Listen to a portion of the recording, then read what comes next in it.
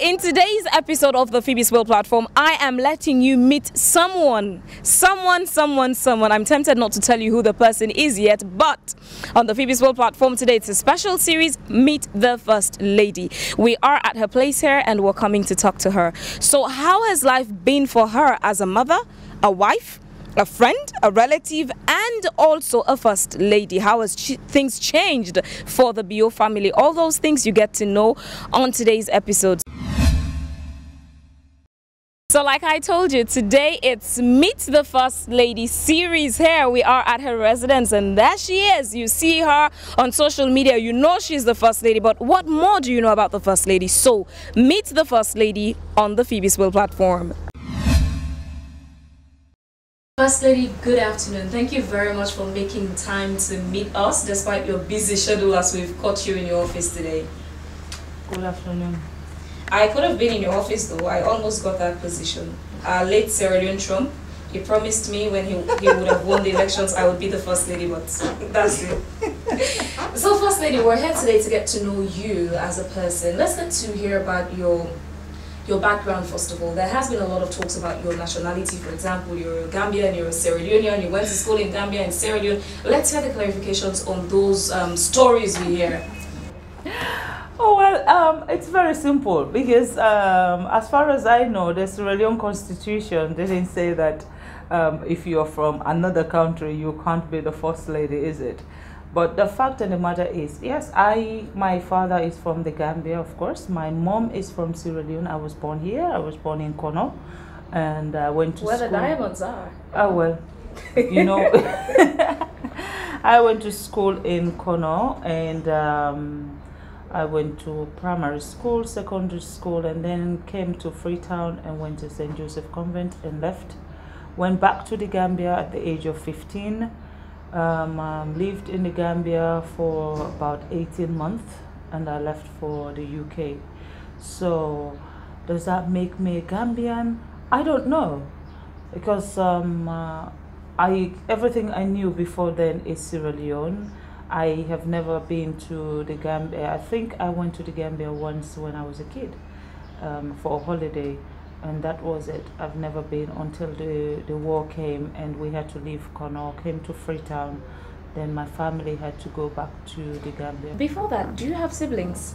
I do. How many? My mom have 8 kids and oh wow. Yes, 8. And your number? 2. Okay. Yes. I have a sister before me who passed away 2 years ago. And then I have 6 after me, and 1 also passed away. So we're 7 in number. It was 4 girls, 4 boys, and now it's 3 girls, 3 boys. Did you grow up in the home with your mom and your dad together? My mom, my dad, and my dad, other wives, and their other kids, yes. Oh, you had stepmoms? Of course. How did that really play out as you grew up? What was the home like? Paint us a picture. Was it like a happy home, or a home where there was a lot of rivalry with the step thing going on? Anywhere that is you have more than one person, there's bound to be competition. Of course, there were competition among the kids, there were competition among the wives. The wives want to look the best. Everybody want to wear the best clothes. Everybody want to cook the best food. Of course, when we were growing up, that was the kind of atmosphere we found ourselves. In terms of economic strength, what was the status of your family? My father was very okay, but he spent most of his finances on other people's kids. As a matter of fact, yes. My dad would pay school fees for about 40 other children before he remembered he has his own children at home. It was that bad. With that kind of a life, with stepmothers and siblings around, and the scenario you've painted, what role did that play in bringing you to the point where you are today? Perhaps if there was a motivation or inspiration from it. I think that was more the reason why I fought to be very independent and remove myself from that environment. I felt like this is not what I want for myself, and I wasn't sure whether my mom was happy being part of that kind of arrangement, but she wanted to really respect her own family, and because of that, she really had to just get on with it. Was it an arranged marriage or was it a love relationship between your parents? Do you have an idea? They were both very young when they met, and you won't know because the family will decide. They don't give you the opportunity to actually know whether this is what you want for yourself or not. They don't. So they were very young, and they did the wedding, and my mom and my father found themselves as husband and wives. And that's how it was for you then? Yeah, that's the story. When I came into your office, I noticed the little doll there wearing a Esto Fidelis uniform. I always say that's the worst school in the country. And then because my mom is an Esto Fidelian, she goes like, huh? Excuse you? Again, another Esto Fidelian. So back in your school days, what are your most fond memories?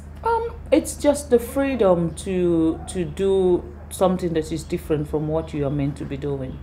In my tradition, in my home, basically I'm meant to be able to finish the Al-Quran and interpret the Al-Quran, and that's it.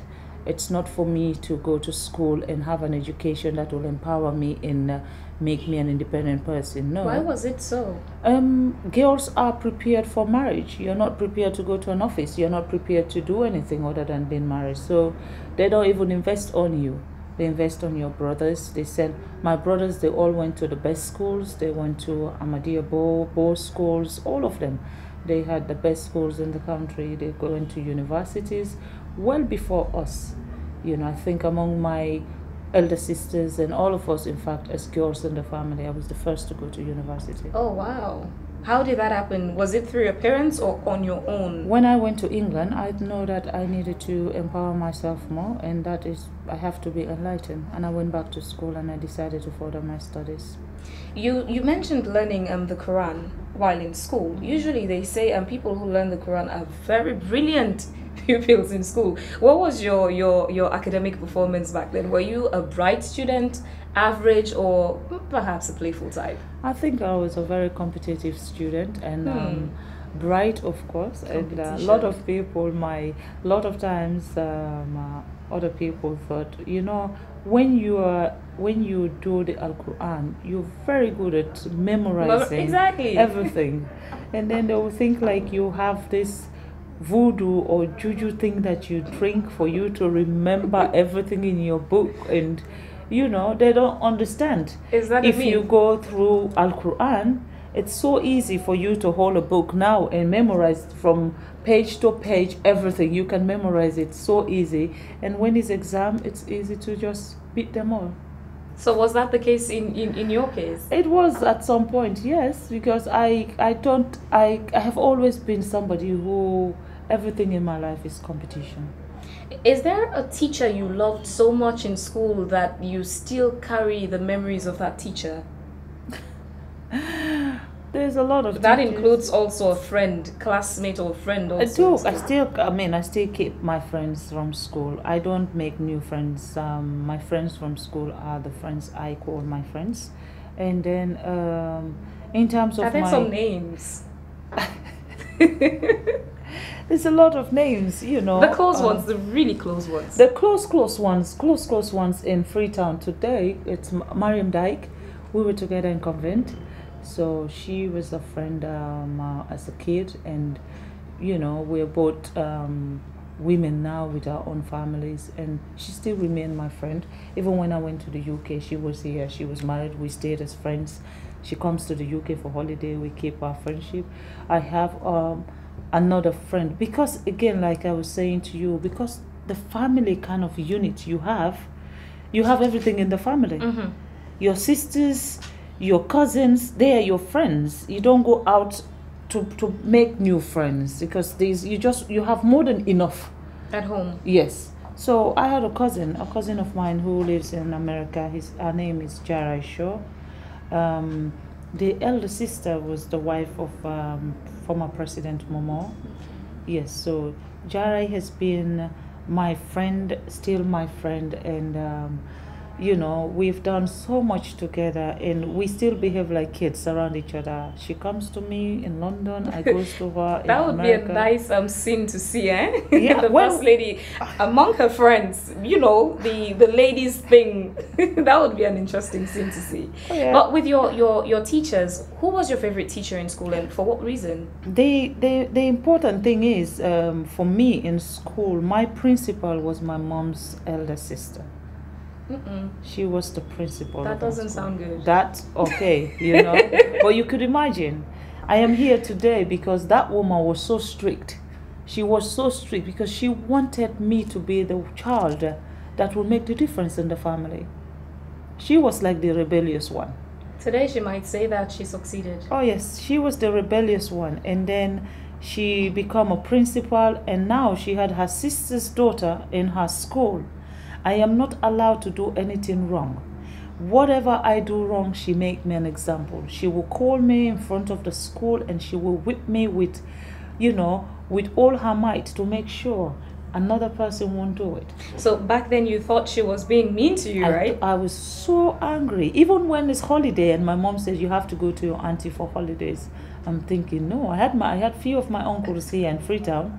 I will opt to come to Freetown, but not to her, because I'm like, I spent the whole year with this woman. Why should I be going to her for? But now, when you reflect, how do you feel about what she did to you back then? I think she's. I keep calling her my guardian angel. Oh, wow. Everybody who knows me now, who's close to me, knows her as my mom and everything, and I go around with her, you know. And sorry, what's her name? Mrs. Thomas. Okay.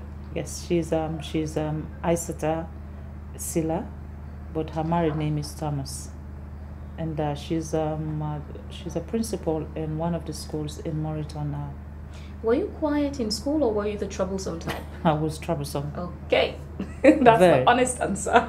Very troublesome, and I think that's what she saw in me. But then she saw another thing also. She knows I can be a brilliant student when I want to. I was representing my school for every competition. I go to every competition on behalf of the school, because that also is helping me to actually have scholarships, so I don't have to wait for my parents to pay for my school fees. So when my dad is busy paying school fees for other people, I don't have to worry about my own You're school well fees. settled. You know, I can find my own school fees just by doing stuff for the school and get those scholarships and not come home and ask them. Do you see those attributes in your kids? Oh yes, I think my kids are worse givers now. They give everything away. I give, but I don't do as much as they do. You know. How does that make you feel as a mom? Sometimes it's a little worrisome.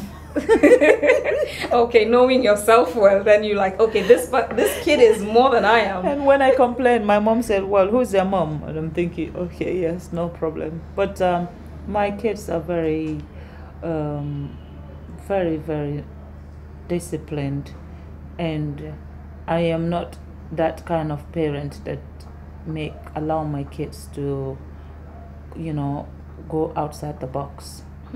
And now, just hold that thought. That aspect of her as a mother, now she is a first lady, she's a wife, she's a mother, a friend, and of course, a relative. She's got family members. We're coming to look at that. We're taking a quick break. Stay with us and we'll be back. Today, it's Meet the First Lady.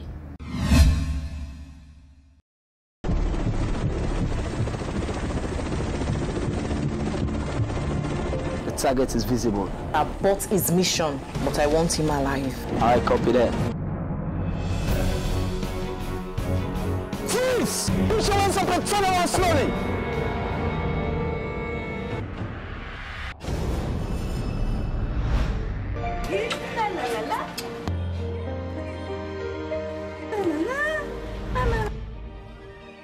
Boss, he's carrying a packet of Giggles diaper, not a bomb. Keep your baby happy with Giggles Classic, Giggles Premium Dry and Soft Diapers, and Giggles Wipe with different flavors. Giggles Diapers has stretchable sides, liquid indicator, and a special absorbent layer to keep your baby dry always. For your Giggles diaper for children and adults and other Giggles products, go to Hong Kong China Enterprises, 6 Back Street, Freetown, or telephone 088-437-888, 076-585-757, 077-174-926. Because what happens in Giggles stays in Giggles. What's you doing about for go this morning? Are they gonna bank? Oh, you know, say man get for go pull small face. Are they go shop for dong to we? I don't look late safe. You no need for yagba yourself. All you need a smartphone where you download the app easy. What you dey talk? With your SIM couple, you can do cash withdrawal, cash deposit, pay for goods, you dey check your balance, transfer from one local bank account to another local bank account, or you can transfer from one local bank account to another bank account wey not a local bank account. You can pay bills like NPA, EDSA, DSTV, and plenty other bill level. You can even buy airtime for your GSM phone. In Nota Play, requested for foreign exchange transaction. You can do it with your local SIM couple. You can make payment through e-check account. That means you can pay for you will not even get account. And cash e-check from any local commercial bank ATM machine. You mean say I just need for open my phone? I do all my transaction on my phone? Just go to the agent when at the FIA business person and you can do plenty other thing them like for check your balance for yourself. Well, an officer I need for go to bank direct. I go eat cookie first. From there, I do my transaction on my phone with local SIM couple. You phone and you bank. Remember say this product na salon no more in the work. Yes, thank you for staying with us through the break. We're still with the First Lady of the Republic of Sierra Leone, Mrs. Fatima Jabbe Bio. Yes, First Lady. Now let's look at your background. Before, okay, you spoke about your school days in the first session of the interview. How did you make your way into the movie industry and modeling? You were a model and then an actress. How did that come about? Well, like I was saying before, because I used to represent my school for a lot of stuff, so I was used to the limelight. I was always at the forefront. I wanted to always be at the forefront. So when I went to the UK, I felt like the natural thing to do really is to do something that I enjoy doing, which is acting. So I enrolled myself and went to college and went to university and got a degree. What did you study? Performing arts? Yes. Oh, wow. Okay. I studied performing art first. At what level? I had a degree. I have a BA honors in performing art. Now, when I finished, I thought, you know what? Why don't you practice? So I went into the movie industry.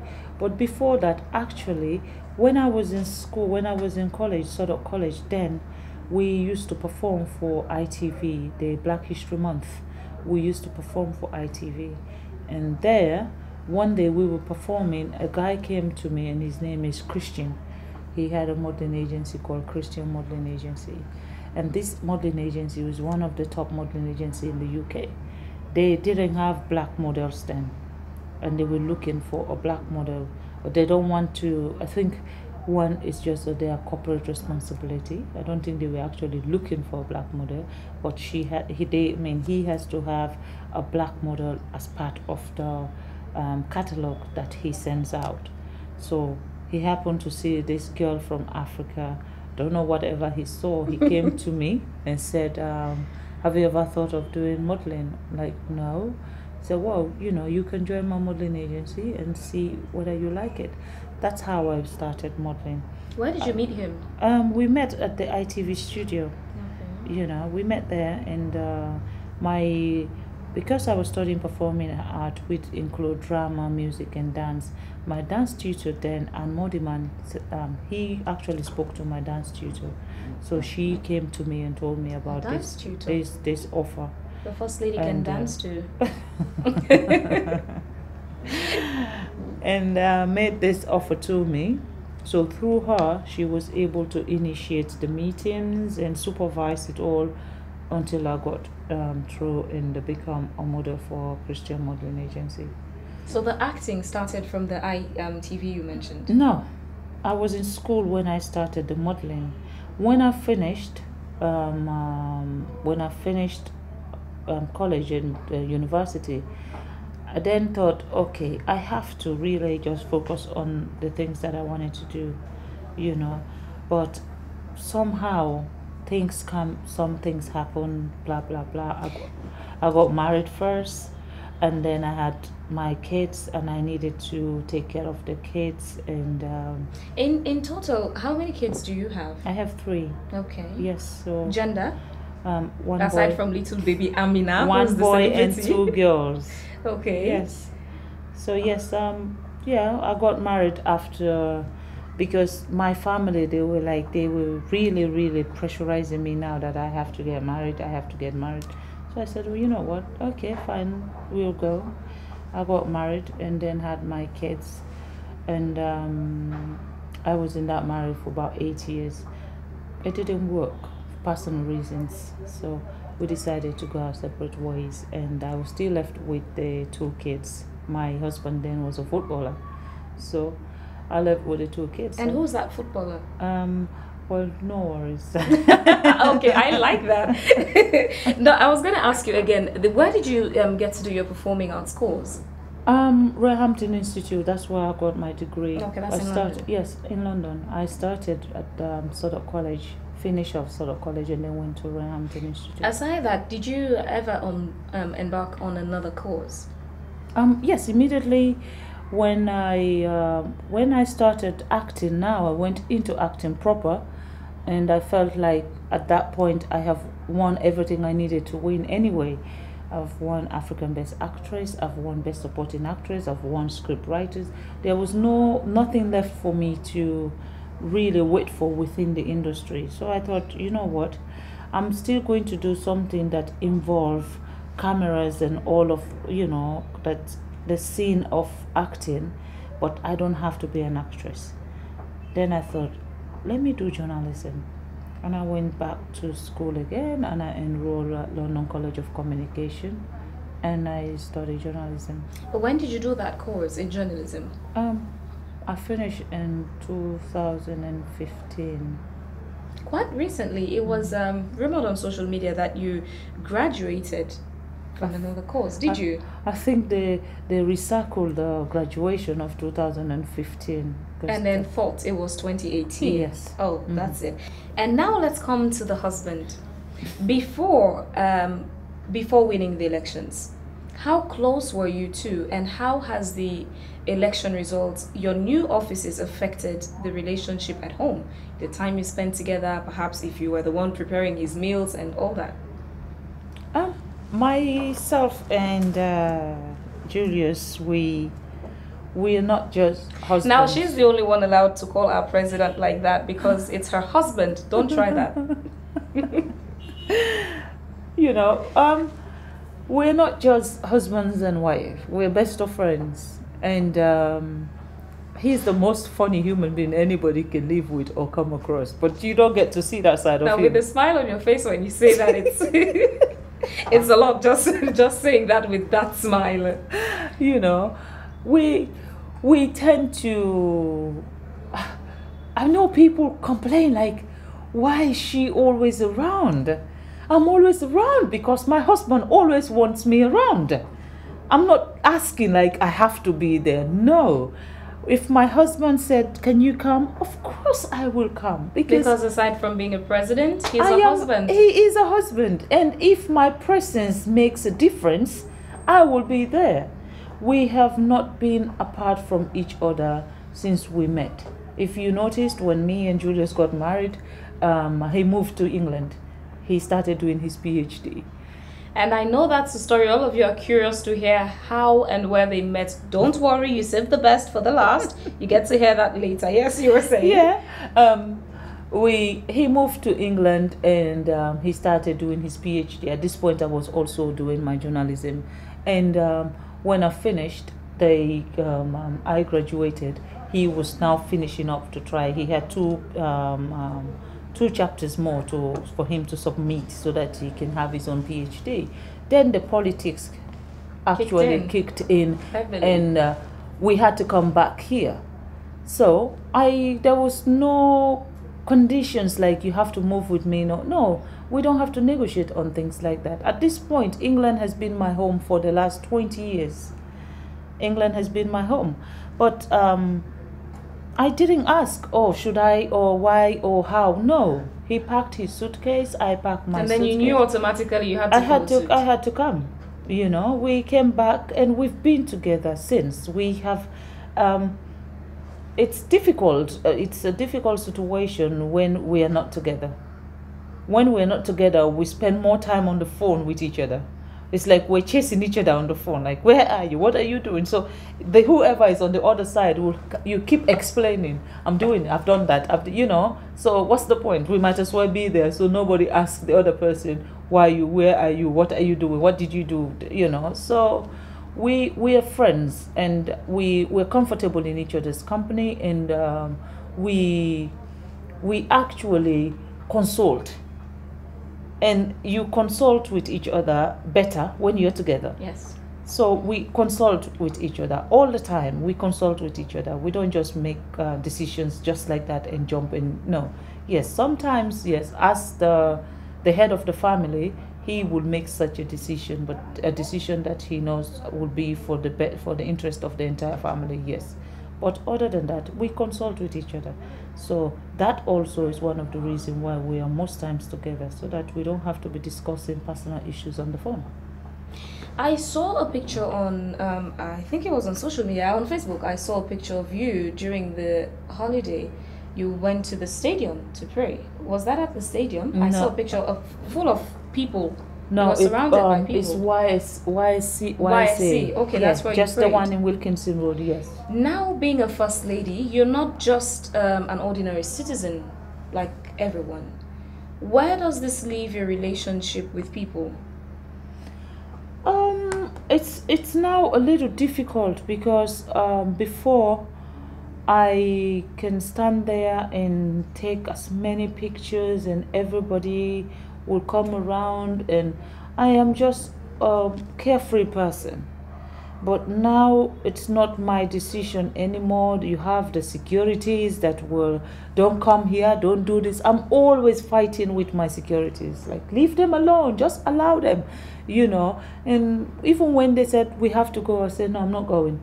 You know, just so I can just be with people. There's another picture I saw of Amina giving away sweets to her friends, and her mom was there standing by. She is the president's daughter now. What's the flexibility in terms of mingling with other kids? I mean, I love children. If you go to our house any day, every day, my sitting room is a kindergarten. I have not had an opportunity to sit in my sitting room for 2 years. Whose children are those? The neighbors. So they are my children officially. The neighbors, everybody around my area, the kids come to our house, the kids spend the day. After school, they come to the house and spend the evening there till they're ready to go to bed, they go home. So it's a fulfilling. When the kids are not around, even when, if I travel and the kids, they don't come to the house because mother goes to the office, you know, he will complain, I've not been seeing the kids. Every time I travel with Amina, he takes notice. Yes, that's because his busy schedule. Amina opens her own kindergarten, and those kids have to be in that house. It's so they're part of our lives now. Every time Amina travel, the kids don't come because they come there when Amina is around. When Amina is not around, they don't bother to come. And mother will ask, like, the kids are not coming. The house is just, there's no noise in the house, you know. So she is used to playing with other children, and I don't see any reason why, now that the father is the president, anything has to change. So you see, that's the thing. You've heard about the Bio family. So despite the presidency around them, it's still just a humble family. Kids around the neighborhood come to play with the president's daughter, and the first lady allows it. The president, despite his busy schedule, even takes notice if the kids are not there. Stay with us. We're taking a quick break and we'll be back for the last segment.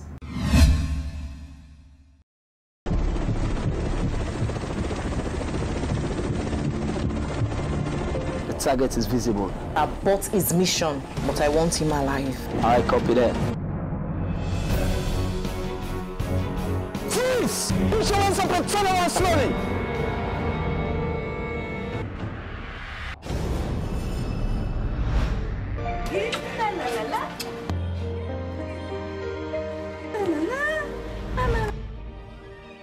Boss, he's carrying a packet of Giggles diaper, not a bomb. Keep your baby happy with Giggles Classic, Giggles Premium Dry and Soft Diapers, and Giggles Wipe with different flavors. Giggles diapers have stretchable sides, liquid indicator, and a special absorbent layer to keep your baby dry always. For your Giggles diaper for children and adults and other Giggles products, go to Hong Kong China Enterprises, 6 Back Street, Freetown, or telephone 088-437-888, 076-585-757, 077-174-926. Because what happens in Giggles stays in Giggles. What's that you did for go this morning? Are they gonna bank? Oh, you know, say man get for go pull small face. Are they go shop for dong to we? I no look late safe. You no need for yagba yourself. All you need a smartphone. Where you download the app, easy. What you dey talk? With your SIM couple, you can do cash withdrawal, cash deposit, pay for goods. You dey check your balance, transfer from one local bank account to another local bank account, or you can transfer from one local bank account to another bank account wey not a local bank account. You can pay bills like NPA, EDSA, DSTV, and plenty other bill them. You can even buy airtime for your GSM phone. In Otaprio, requested for foreign exchange transaction. You can do it with your local SIM couple. You can make payments through e-check account. That means you can pay for you will not even get account. And cash e-check from any local commercial bank ATM machine. You mean say I just need for open my phone? I do all my transaction on my phone? Just go to the agent when at the FIA business person, and you can do plenty other thing them, like for check your balance for yourself. Well, an officer need for go to bank direct. I go into cookery first. From there, I do my transaction on my phone with local SIM couple. You phone and you bank. Remember say this product na salon no more in the work. And thanks for staying with us through the break. Now I still have here the First Lady. So today it's Meet the First Lady. Now that curiosity aspect, how did they meet? Where did our First Lady and the President meet? Where, how, when? Let's get to catch that. So First Lady, when did you meet His Excellency?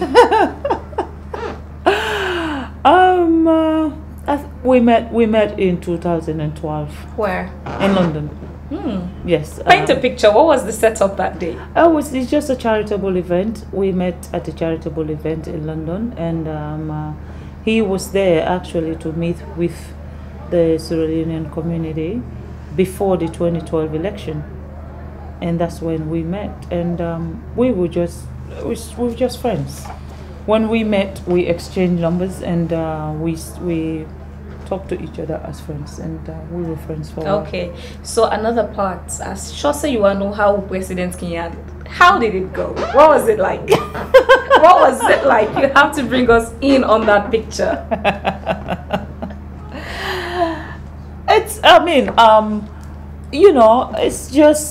It was not a difficult thing when you've met the person. Is it just me, or do you guys notice that First Lady is blushing when she's talking about this? Okay, let's hear it. Let's hear it. No, when you met someone and you know this is the person you want to be with, it become easy for you. Are you saying it was love at first sight? It was easy. It was not a difficult thing. It was not like, okay, he had to go break the bank to come and impress somebody. No, we met, we exchanged numbers, we talked at a charitable event, and then he went off. He was busy with his presidential campaigning, and I was in London. And what was your impression when you met him on that day? I said, this man can't even smile. Oh my gosh. But then when it got to that point where you realized that, okay, this man wants to ask me out, he wants us to be together, what was your opinion then? Not really. To be honest with you, when I saw him, at this event, I had a friend, a Nigerian friend, and I turned to my Nigerian friend. We laughed. He said, "Tima, what are you thinking about?" I said, "Do you know?" Because at this point, I actually don't know who this Jabbe Bio was. You know, I said, "Do you know this man? If he was not married, he is my husband." Oh wow! And then my friend said to me, "You are so mad."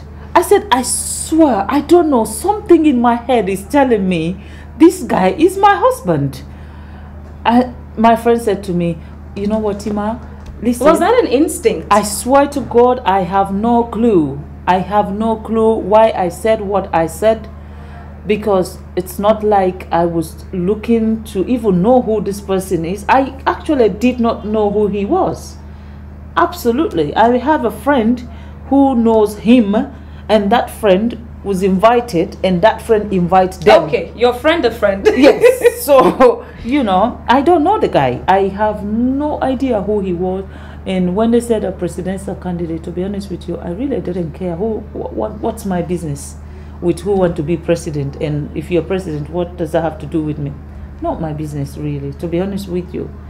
You know, but something stupidly made me said what I said. Stupidly. Honestly, I just don't know. And up to now, my friend keeps saying to me, when I need someone to actually read my future, I'm coming to you. And we laugh over that, you know. But then me and him, we changed numbers and we started talking. And I think throughout his 2012 campaign, because we were on the phone constantly everywhere he goes, you know, throughout the campaign.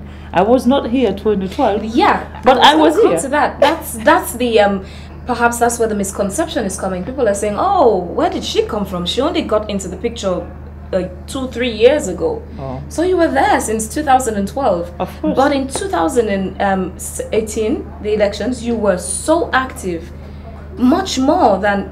Yeah, we didn't notice you in 2012. What happened? 2012, I was a friend.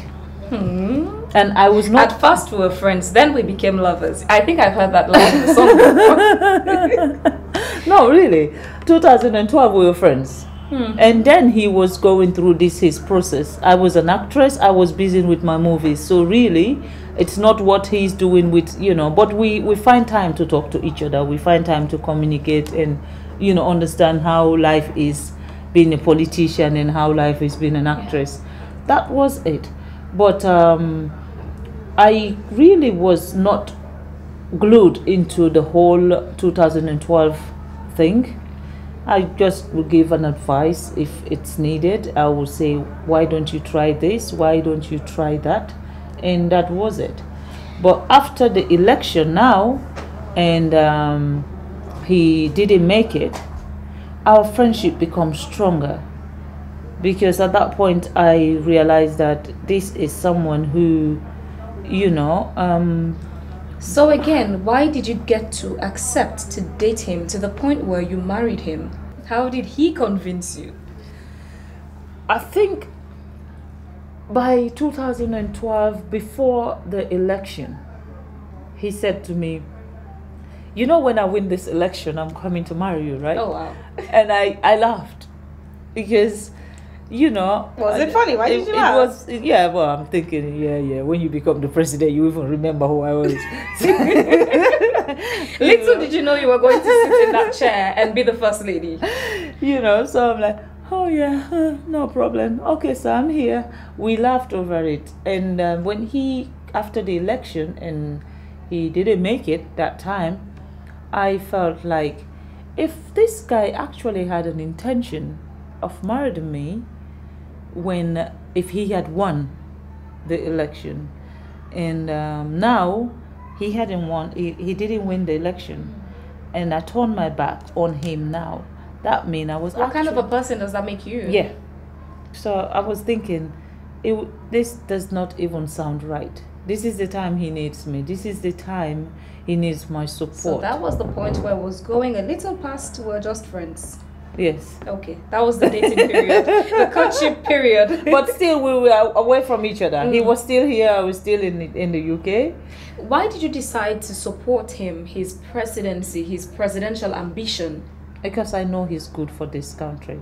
I know his intentions are good for Sierra Leone, and I know, given the chance, he will make this country a better place. But in your judgment, had he not been the kind of person you see him to be, would you still have given him that support?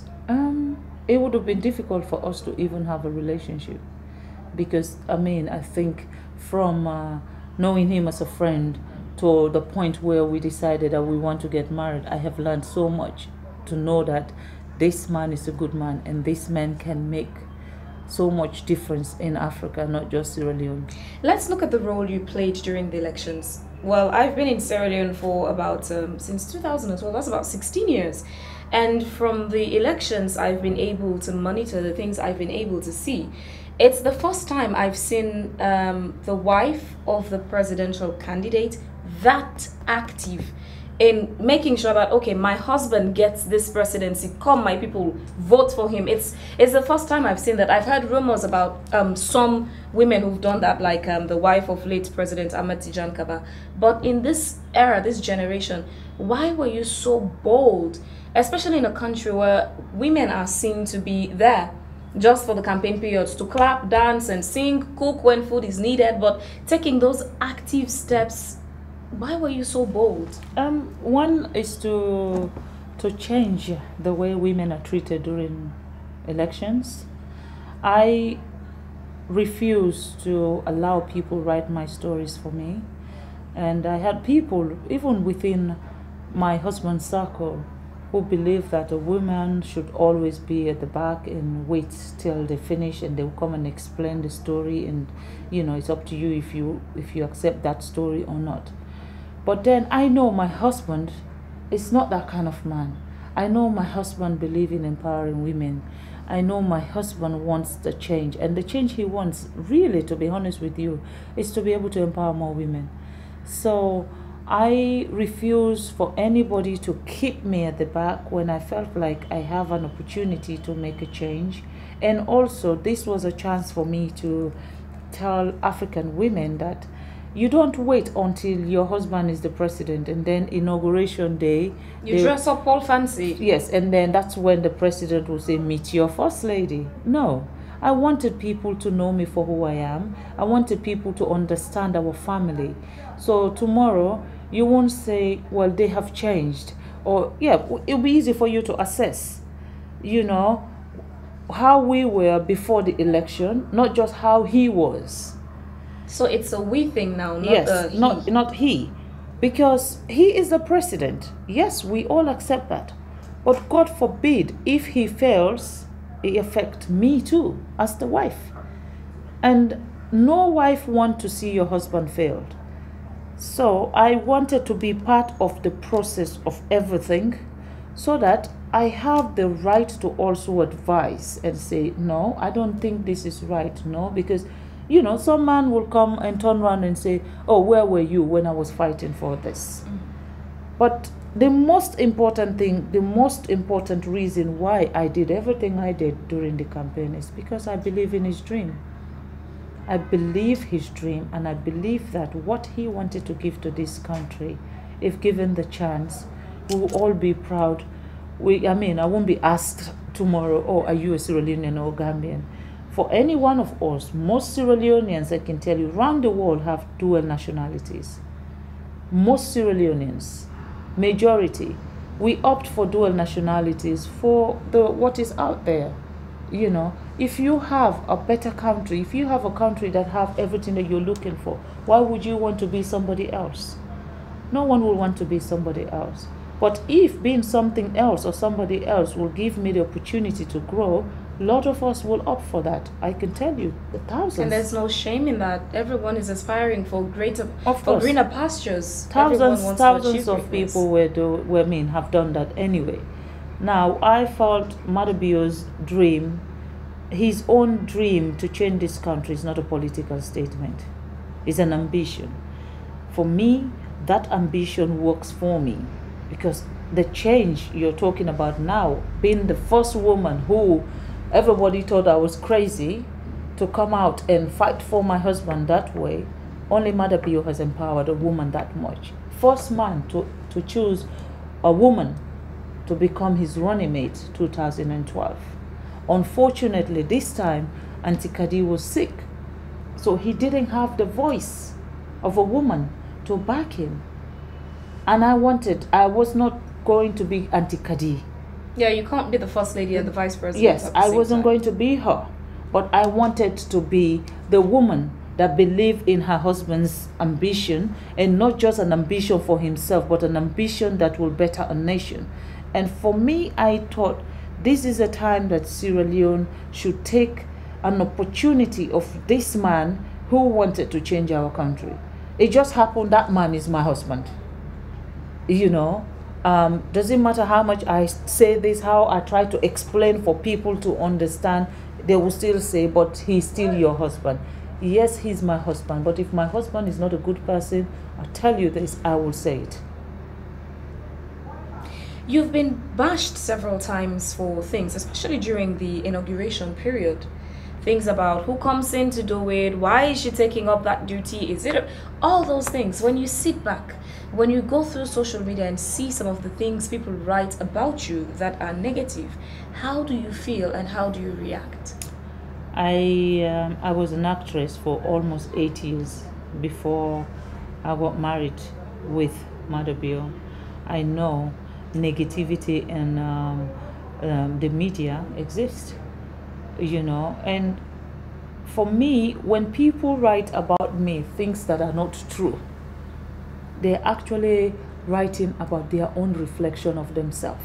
As the First Lady, what are the projects you think you want to work on, or what do you feel you want to make your legacy statement that people would always remember you for and say, this was from that First Lady?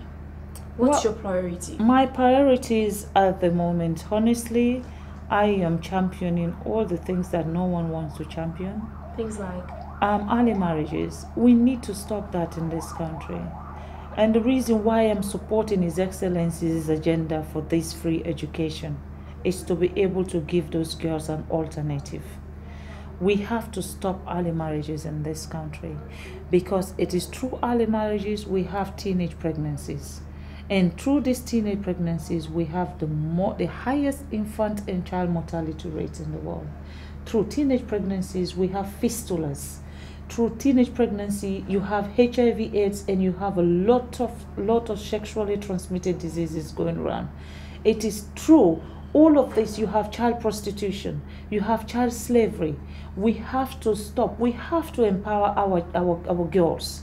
We have to make girls understand a child remains a child until they're ready to be an adult and they make a decision for themselves. It is not right to decide for a child. My agenda is not something, unfortunately for me right now, we came into governance, and most of the laws that are put in place by the previous government leave rooms for the perpetrators to always escape these crimes. And you're aware of this now as a First Lady, and you're passionate about making this your legacy. What more do you feel you would add to edit some of these things and set things right in the country? Well, like I said to you, they need to stop. As of now, I am putting my projects together. The one thing I want to champion first of all is within the Mano River First Ladies, is to call an official summit for the Mano River First Ladies, because when it happened in Sierra Leone, it will go to Liberia, it will move to Guinea. You know, I understand that Ivory Coast is now part of Mano River also by extension. I have to have a meeting where we have to address these teenage pregnancies, child prostitution, and rape. You have people raping our kids in this country and they run off to Guinea and Liberia. You have people doing the same thing in Liberia and they're running off into Sierra Leone. Until we start to make example, until we start to take action, until we start to put actions in place and just stop being vuvuzulas, they will not take us seriously. So I want to call on all these First Ladies and let them understand that as First Ladies, our job is to protect women and children. So that if every one of us is championing the same cause within the Mano River region, Now let me see when you now commit a crime where you run into, because that is the room also when I said they leave room for people to escape. And also we have to engage the judiciary. You cannot have a woman come to the police station and complain for rape only for the court to call the case 5 months later. What would you be judging? You cannot have a child, you know, sent off to a marriage at the age of 12, 13, 14 and nobody take action. By the time you realize that child is pregnant, what are you going to do? Kill the child? No. And now you are having a child giving birth to another child. As you say that, First Lady, it takes me to a debate that was sparked in Sierra Leone a while ago, before the elections, yes, about the safe abortion bill. What's your opinion on that regard, if you have any to share at the moment? Safe abortion. What is safe about abortion? That's the question I just can't answer. Just like when people come to me and talk to me about FGM, how can I answer anything about FGM when I'm a circumcised woman? I have to believe in a cause to champion a cause. If I didn't go to England, I would have been a victim of early marriage. So I know how that feels, knowing from the age of 12 years who your husband is and you cannot make a decision on that arrangement. But I can't talk about safe abortion or FGM because I don't know what it is all about. I have no clue. I don't get myself involved in things that when I talk about it, I have to have a conviction and I have to be able to say why I want to champion A, B, C, or D. Unfortunately, safe abortion, I don't know how you call an abortion safe, but for some people who go through it, they will tell you, well, it was safe for me because of A, B, C. I can't say it because I don't know. First Lady, a whole day would not be enough to keep you because there are so many things we could discuss with you, but you're a very busy woman, you have added responsibilities, so we're just gonna have to let you go, and hopefully we might get you in another edition, probably to talk about something different from another angle. But before we let you go, give us a secret of the president. Tell us something about the president that as a people we don't know. Yeah, making the choice now. What do you tell us? Okay. I know most times when we're in public and people see me laughing and he sits there straight face and they will think like, what's wrong with her? Why is she there? She will be making so comical of me. She will be, I mean, he sits next to me and he whispers things that will keep me laughing, and then he sit there straight face. So he's the serious one, the man with the vision, and I am the woman who sit there and laugh. But he's making me laugh. He keeps saying things. For example, the other day, there was somebody who was doing a salutation and said, Madam First Lady. But just the way she said it, it sounds like when you say Madam Fat Lady, you know. And then for the person to call me Fatima Bio, said Fatima Bio. So my husband said the lady was saying Madam Fat Lady, Fat Man Bio. So the lady was actually provoking me and him that we are fat, you know. So it's like Madam Fat Lady, Fat Man Bio. So I was sitting there laughing and he sits straight face. Like he wasn't the one who said anything. He wasn't the one that said anything, you know. Said, oh, this one is a good description of us. Madam Fat Lady, Fat Man Bio. And that's what we take from her as the goodbye. So anytime you see the First Lady laughing in public, especially when the president is seated by her, just know he is saying something that would make her laugh. And then he goes now with a military face, like, and then the First Lady goes like, and then so don't judge her. It's our president. He's making her laugh. Well, that's how I leave you for today on the Phebe Swill platform. So there's always a human side of every individual. Not only human and sensitive and self-care. no matter how bad you think someone is or how negative you think they are, there is always that other sweet part or side of the person. Today it's been Meet the First Lady, and it's been my pleasure talking to the First Lady.